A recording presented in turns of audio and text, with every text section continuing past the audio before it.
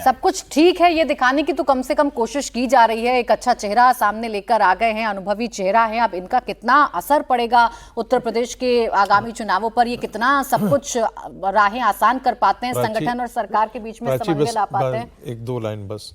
देखिए, किसी भी संगठन के अंदर ये सब चैलेंजेस तो रहेंगे, और उत्तर प्रदेश को लेकर के बात जो हर्षवर्धन जी ने कहा बिल्कुल अपनी जगह दुरुस्त है, बिल्कुल ये सही है। लेकिन इसका खामियाजा कौन भुगता? 2024 में भुगता भारतीय जनता पार्टी ने, इसका खामियाजा भुगता। यदि ये स्थिति रहेगी तो भारतीय जनता पार्टी को इसका खामियाजा 2027 में भी भुगतना पड़ सकता है। इसलिए ये जो तलवारें खींचने वाली स्थिति है वो भी संगठन और चुनाव दोनों की दृष्टि से भारतीय जनता पार्टी के लिए ठीक नहीं होगा।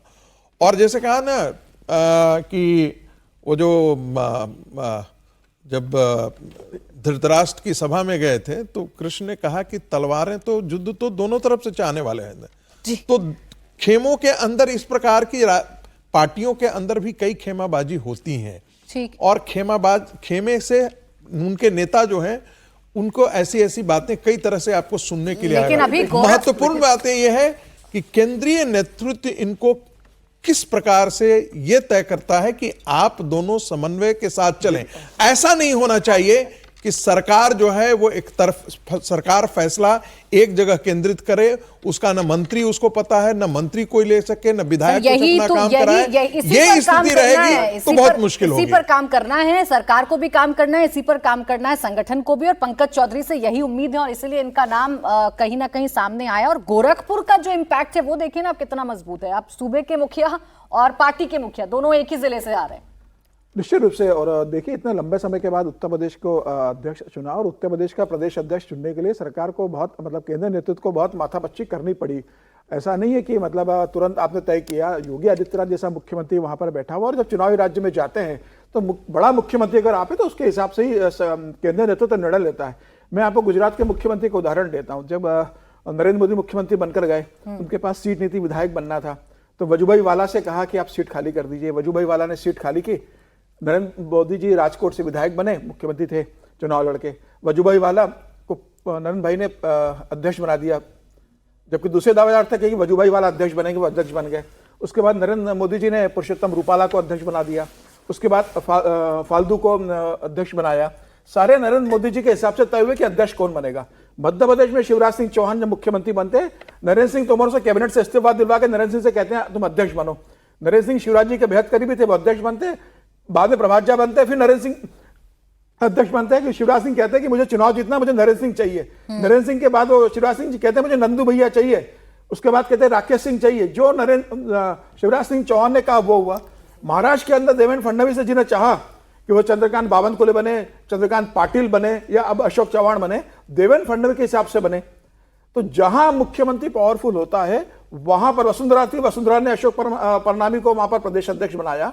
तो जहां मुख्यमंत्री होता है, चुनाव में जाता है, तो उसकी पसंद को केंद्रीय नेतृत्व ध्यान में रखता है कि सरकार और संगठन एक साथ दिखे, मुख्यमंत्री को चुनाव लड़ने जा रहा है।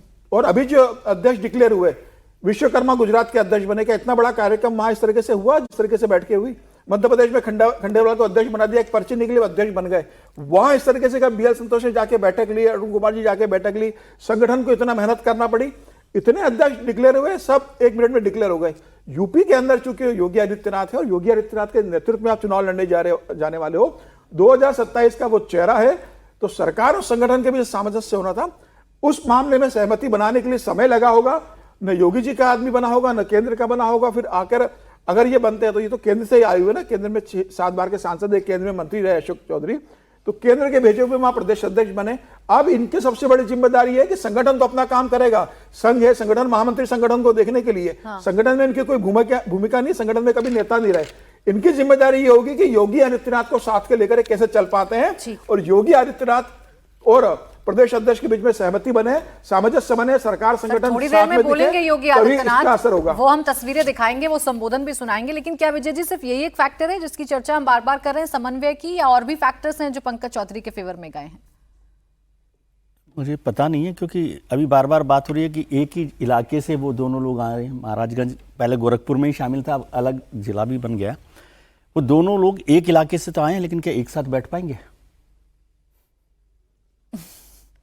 और फिर अभी समीर जी ने इतने सारे मुख्यमंत्रियों, ताकतवर मुख्यमंत्रियों के नाम और उनके अध्यक्ष के नाम गिना दिए, तो क्या मैं ये समझूं कि ये योगी आदित्यनाथ जी ने बनवाए हैं?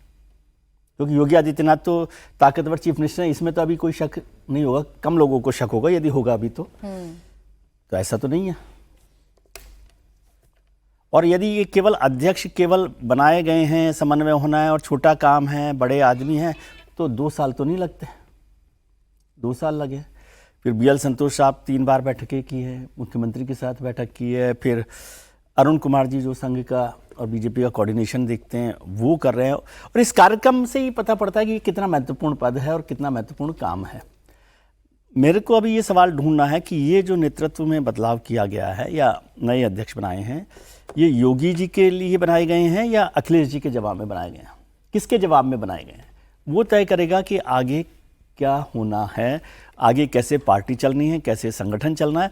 तो बहुत सारी चीज़ें, लेकिन कुर्मी बनाने से एक बड़ा काम तो हो गई। PDA का जवाब है, क्योंकि कुर्मी बड़ा वोट है, 7 MP पिछली बार समाजवादी पार्टी के बन गए, बीजेपी के 3 ही बन पाए। हाँ। हालांकि और बहुत सारे लोग 3 उससे पहले भी कुर्मी अध्यक्ष रहे सर, लेकिन कम से कम बताएगी बीजेपी यही कि हम PDA की काट लेकर आए हैं। पर्दे के पीछे जो हो रहा है वो तो हो ही रहा है और उस पर चर्चा भी दबी जबान में हो रही है। ऐसा बड़ा कार्यक्रम करना योगी जी पड़ को भी रहा है। यही समझ में आना चाहिए ना कि ये PDA की काट के लिए लाए।